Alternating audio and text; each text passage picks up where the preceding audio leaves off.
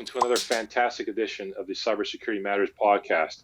I'm your co-host, Dominic Vogel. Joining me as always, and for at least the next little while, Christian Redshaw in the remote office. How are you doing today, Christian? Well, Dominic, I'm going to be honest with you. I miss the days when we were both in the studio together. I miss when guests physically came in here. So I'm longing for the day when we can get people coming in and actually sitting side by side in person.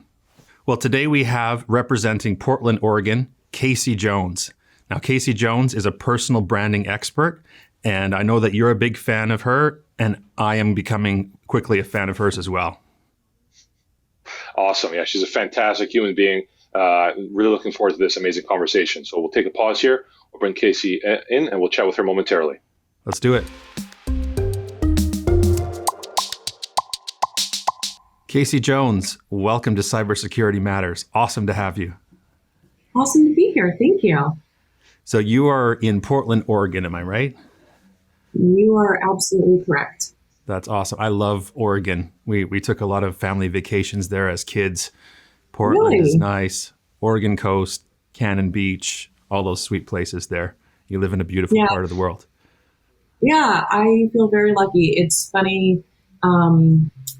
Anytime I am in a car driving across a bridge in Portland, and since we have a river running through our city, you drive across a bridge a lot. Yes. My boyfriend will sometimes chuckle because almost every time I'll go, "Oh my God, we are so lucky to live here. It's so beautiful," because it's just a gorgeous, gorgeous place to live. That's good. That's so cool. So let's get into your story really quickly, and then I really want to get into the meat of your message here. Tell us, how did you get into what you're doing right now with personal branding and helping people and helping companies as well? Well, it's kind of a circuitous route. So I started my career in sales, made the transition to marketing, 9 years ago, and worked in startup marketing in a ton of different capacities for a long time. And then the startup I was working for, I was head of marketing. They ran out of money. Good times. And I decided to go out on my own. I was a little naive. I had just gotten back from a week in Beirut, Lebanon, actually leading workshops for social impact entrepreneurs there. And I was just on a high. And I was like, oh my God, this is amazing. Like, help people. And so literally the next day that I got back, I found out that the company was closing because they'd run out of money. And so, I don't know, I rode the wave, I rode the high, and I started my own business. And I started doing marketing consulting for early stage startups. And over time, I kind of realized a couple things. One, that without fail, the companies that I worked with where the entrepreneur was well known in their industry, where they had a kind of well-known personal brand, they just did better. Like, period, end of story, in every single way. They had more connections. They had an easier time finding investors. They had an easier time finding clients. And so I started to get very, very interested in helping entrepreneurs and how to do that. I was also kind of testing and tinkering with my brand. But then also just about a year ago, I had been doing more of the consulting and had kind of a small agency.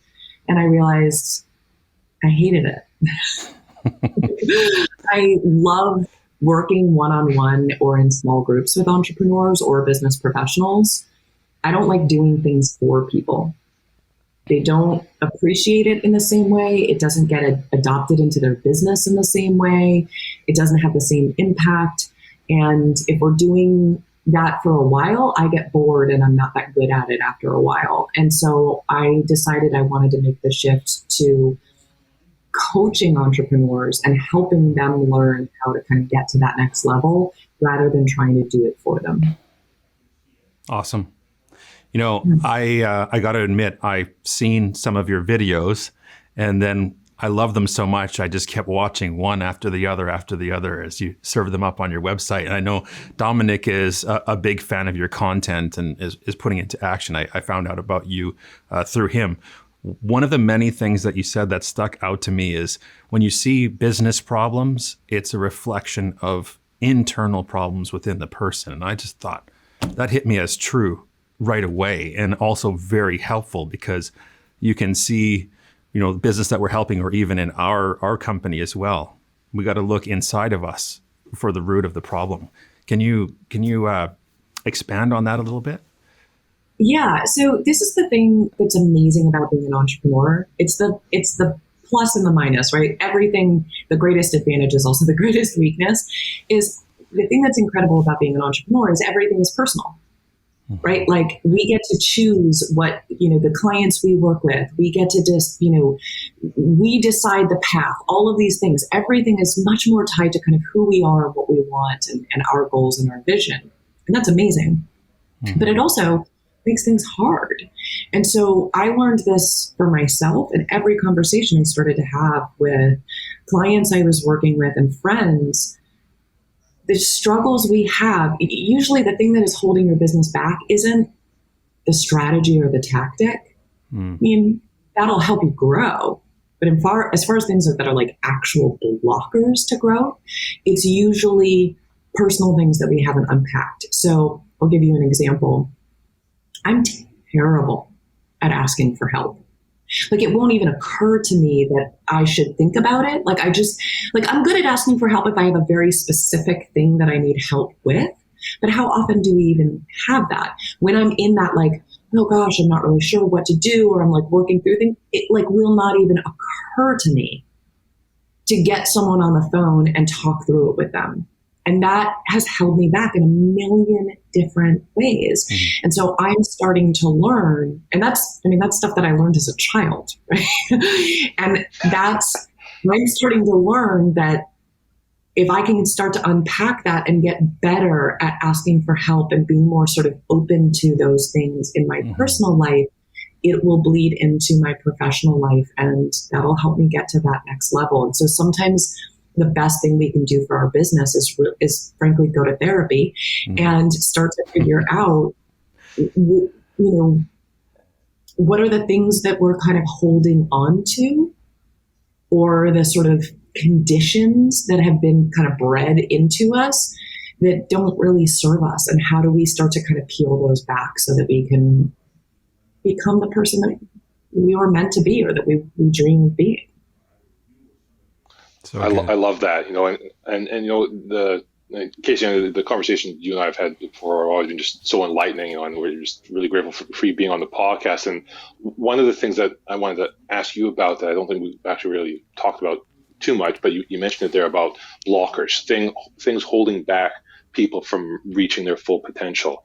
I know one blocker that you've talked about before is imposter syndrome. Are there certain types of people or entrepreneurs that are more prone to being, held back by imposter syndrome? And if, for those who may suffer from that affliction, what is it that they can do to get past that? Okay, so it's really interesting because this is not scientific, okay? I don't have data on this. This is my gut feeling of all the conversations I've had. I think women have a little bit of a tendency to be more aware that it is imposter syndrome. The men that I have conversations with, they think something else. So they're more likely to say, oh, I need help with time management. And then you start asking some questions, and it has nothing to do with time management. It has to do with, whatever the thing they think they need better time management skills over is something that actually is kicking up some fear within them. So I also think it's a Gen X thing. So I'm technically a millennial, but I'm an old millennial. I'm only a millennial by 1 year. And you and me both. Yeah. So I identify more with the Gen X, and how I was raised is a lot more similar to Gen X. And I was raised to believe that it is rude or tacky to talk about yourself, to brag, to complain. You work hard, you put your head down, and someone's going to notice that you are working hard and doing good things, and you will somehow magically be rewarded for it. And it just does. Maybe that worked 20 years ago. That does not work anymore.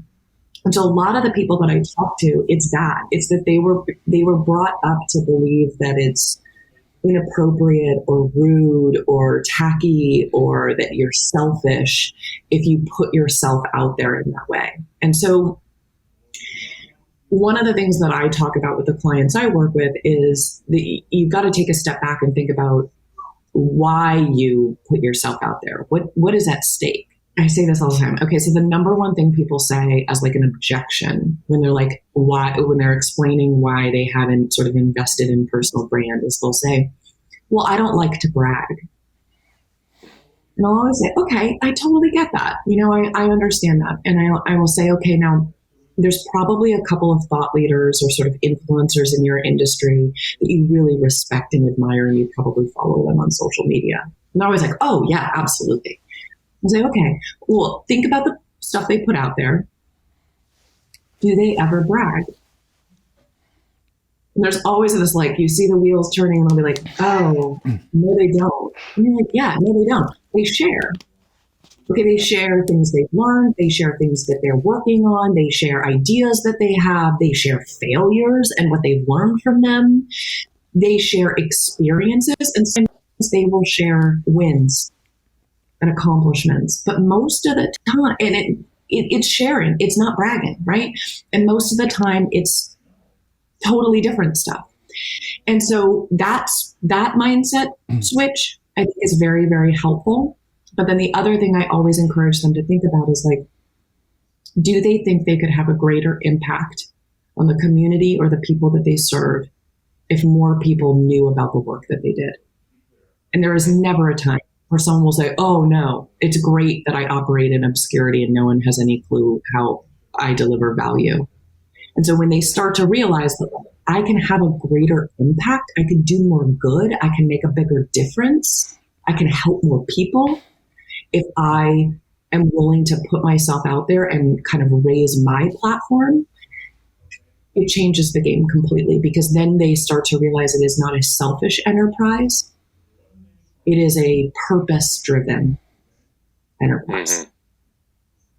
Mm-hmm. Absolutely. And it's just, that's so insightful, Kasey. And the thing which, when we're thinking about organizations, the ones that are going to not just sort of survive but thrive into the future, and I know you've talked about this before. I've seen on one of your tweets or somewhere, but is again that sort of the personal branding can't be separate from the company brand. The true winners of tomorrow in terms of organizations and businesses, they're almost one and the same. From the CEO or the founder, whoever, that personal brand, company brand are one, or they're closely intertwined.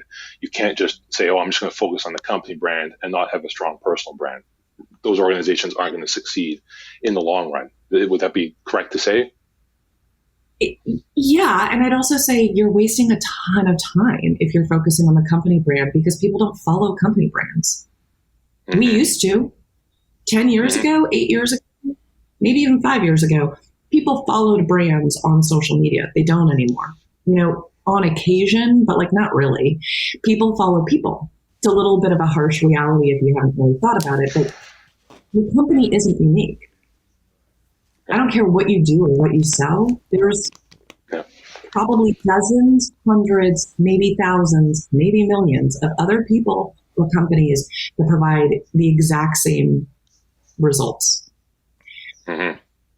But the people that you are selling to and the people that are buying, they are evaluating their different options based on experience, based on customer or client experience, right? And experience starts with brand. It starts with like, okay, my first interaction with you as a leader of your company, that sets the tone. And that's going to make me be like, oh God, I like what these guys are about. I like their vibe. I like the way they make me feel. I trust them. Mm-hmm. And if you're only focusing on the company brand, it's way harder for people to get that impression and to really understand kind of what makes you different. And so it becomes much harder for you to attract your ideal customers. That's so impactful, and it's all about frequency, and again, that messaging isn't landing on the frequency that you want it to land. You're going to be attracting the wrong people. Like you said, you want to be able to attract the right people. And one more quick thing I wanted to ask before hang it back to Christian. I know that you are in the early stages of, or you're in the stages of launching new program, Rise to Lead. I wonder if you could maybe share a bit more about what that program is, and who might be good candidates to sign up for that program. Yeah. So thank you for letting me talk about this. Okay. So Rise to Lead is sort of the culmination of all the research, the testing, the tinkering, and the one-on-one coaching I've done over the last couple of years. And it is kind of the step-by-step sort of plan and process of how you grow as a thought leader in your industry. So how do you become a recognized thought leader? And it's a real emphasis on how do you get those limiting beliefs out of there? How do you create a content strategy that differentiates you in your space so you can kind of break through the noise? We know the internet is very, very noisy. And how do you start to kind of put content out there and make a name for yourself? But especially, how do you build relationships with potential partners and friends in your space? Because that's where the fun stuff happens. And hi, that's why I'm here, is Dominic, you and I started to kind of connect online and build this relationship and this friendship where we help one another and we support each other. And it's great for business, but it also is so much more fun. And it just makes life more interesting and exciting. And so anybody, whether you're an entrepreneur, a business leader, early in your career, most of the people are going to be entrepreneurs or business leaders. But if you are struggling to put yourself out there and build a personal brand that actually grows your business or develop your career, hit me up, let's talk, and we can see if it's a good fit for you. Christian, we probably have time for one more question. Well, I think we should push this a little bit longer and push it right to the edge, because I have two more questions. So you can feel free, Kasey, to go quickly on this. But my first question is, okay, so we're convinced that we need to be developing a personal brand. What is the framework and what are the steps to do that practically? Can you tell us what they are and quickly walk us through those? They Okay, so the biggest thing that I see people skip is the most important part, right? Everyone is like, oh, I should build my personal brand. They stick to tactics. So they're like, I'm just going to start posting stuff. But it's all over the place. It's not sending them in the right direction. So you need to take a step back and really think through two big things. One, who am I trying to reach? Okay. And I will also say a lot of entrepreneurs, they wind up focusing on people like them instead of people like their customers. Okay. And it's okay to talk to people like you, because this is how we, build relationships and it can really help. However, how you're actually going to help your business is if you're talking to your customers. So think about that. And then two, I love the Maya Angelou quote where she says, no one's going to remember what you said. They're not going to remember what you did. They're going to remember how you made them feel. So I love kind of coaching people on, okay, then you know who you want to reach. Now think about how you want to make them feel. And that will help you kind of create a direction. There's other things that kind of go into it, but I think those are the biggest. And then start to think about, okay, the themes of the content that you want to put out there. So for me, I have like 4 or 5 things that I talk about a lot. I talk about entrepreneurship. I talk about thought leadership. I talk about kind of mindset and productivity. And I talk a ridiculous amount about podcasting. And if you look at my content, it'll almost always fall into one of those 4 categories. And it then becomes much easier for me to kind of put that together. The last thing that I will say, and this is if you're not sure what you want to put out there, and Dominic knows this, he is a pro at this, start first with engaging with other people. Just put 20 minutes on your calendar and every single day, go in and comment on other people's posts. Don't say, nice post, add something thoughtful, ask a question, add some value.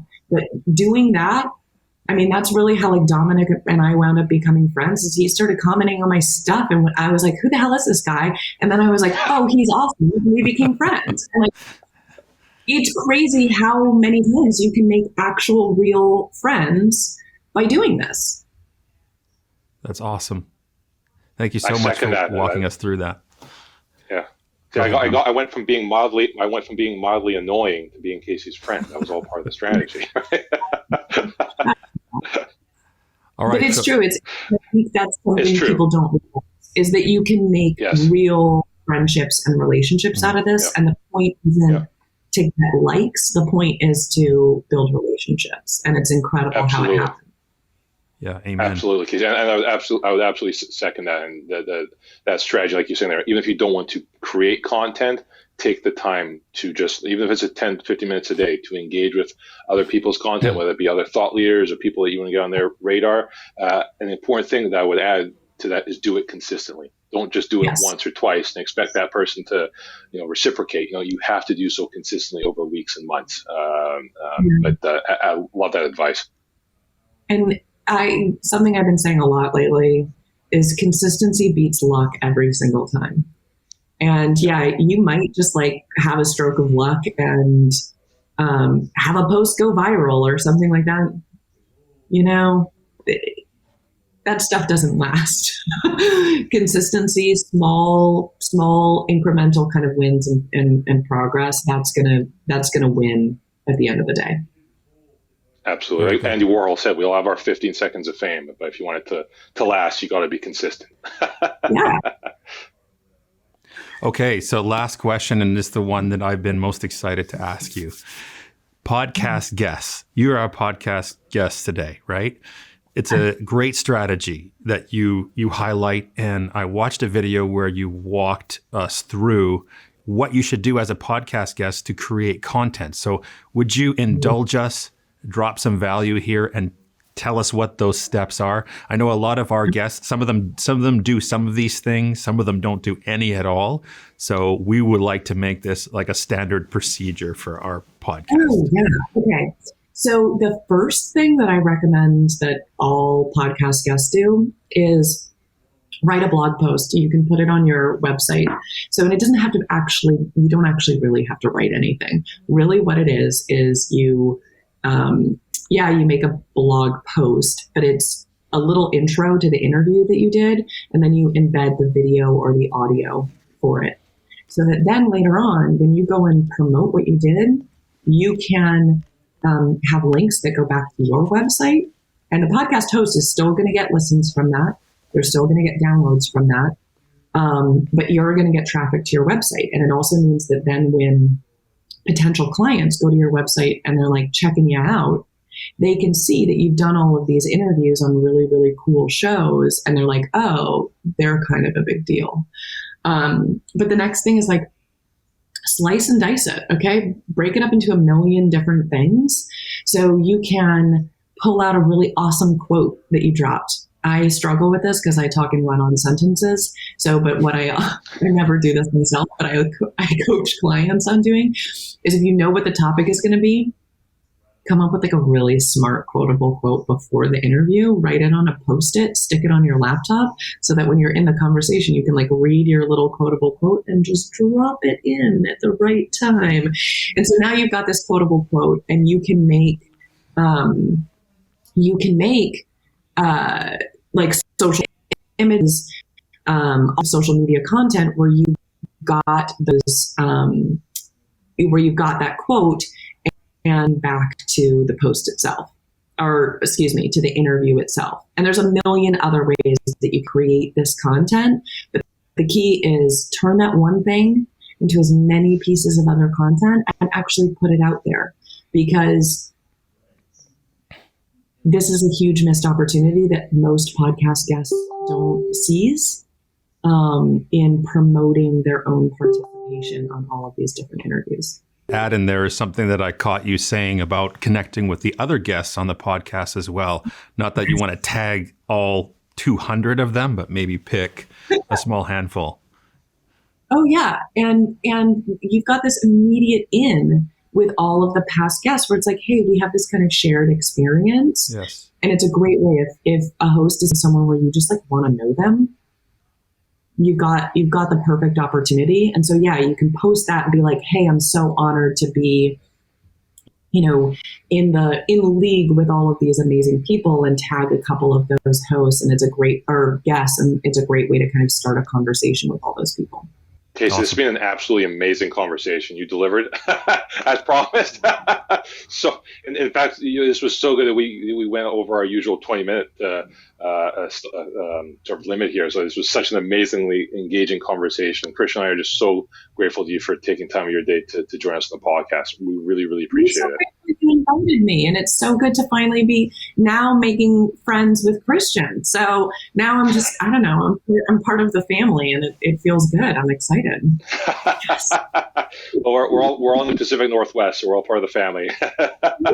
Yes, and let's be honest, like Portland is the most Canadian city in America. We're like really, really nice and kind and very laid back, and we smoke and sell marijuana too. So it's like we're in league with one another. So. 5 hours drive.